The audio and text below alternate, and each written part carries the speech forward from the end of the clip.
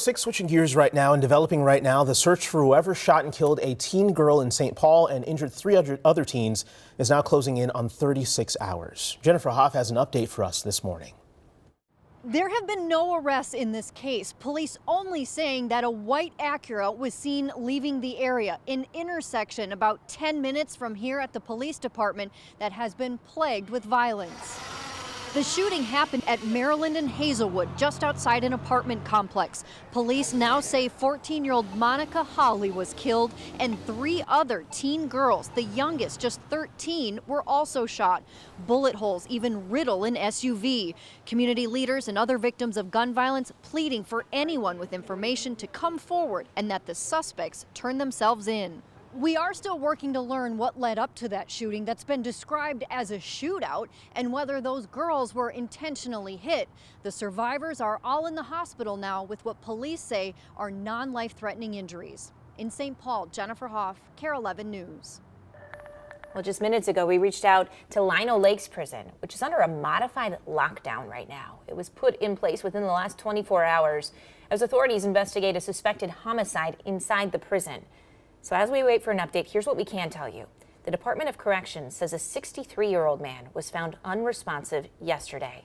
He was pronounced dead at the hospital an hour later. The DOC says the lone suspect is a 42-year-old man who's serving a life sentence at the prison. We're learning more this morning about a scary incident at the Wisconsin State Capitol. Police say they arrested a man this week after he brought a handgun to the Capitol and said he wanted to see Governor Tony Evers. They say the man posted bail and came back Wednesday night with an assault rifle. Capitol Police arrested him and he's now undergoing a psychiatric evaluation. Yeah, I'm okay. The Capitol, to their credit, the Capitol Police took control of the situation, and so it's over. But yeah, it's always something that is things you don't want to see happen. Now, the governor would not go into detail, but did say Capitol authorities are now reevaluating security policies. It's day 21 of the massive United Auto Workers strike. And at noon, Minnesota Senator Tina Smith will join workers on the picket line in Hudson, Wisconsin. That's because many of the workers at the GM parts facility there live here in Minnesota. Smith's visit comes at the UAW's president is expected to give an update on contract negotiations with the big 3 automakers in just the next few hours. Earlier this week, the UAW met with automaker reps and reportedly made meaningful progress. Meanwhile, in the next 72 hours, union workers at the Hormel plant in Austin, Minnesota will vote to ratify a new contract. Shortly after sunrise yesterday, we learned workers struck a tentative deal with the company.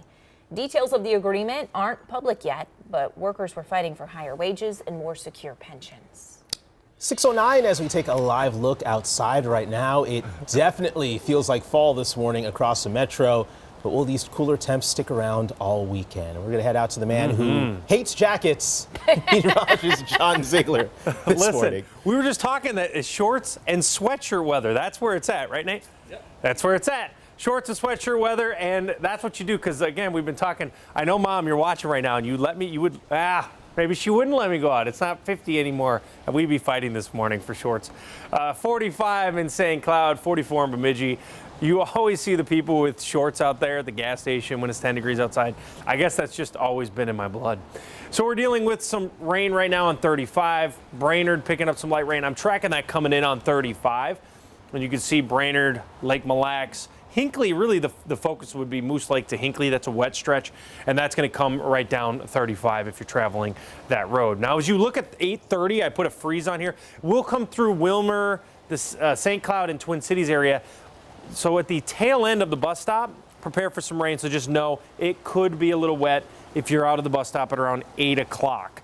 If you're at 7, high schoolers, probably going to be okay. Freeze watch. It's always crazy. It's like it was 90 and now we're talking about 20s. Listen, this is going to be a chilly start Saturday. Prepare for it. As you go into areas like Wilmer and St. Cloud, this is going to be a frost advisory. That's for tonight at midnight through 9 o'clock in the morning tomorrow. So prepare for that. Cover up the plants and the flowers. Temperatures tonight getting down to around 36 degrees to our west. I think Twin Cities will be okay. So if you're in the Twin Cities, we'll probably avoid the frost.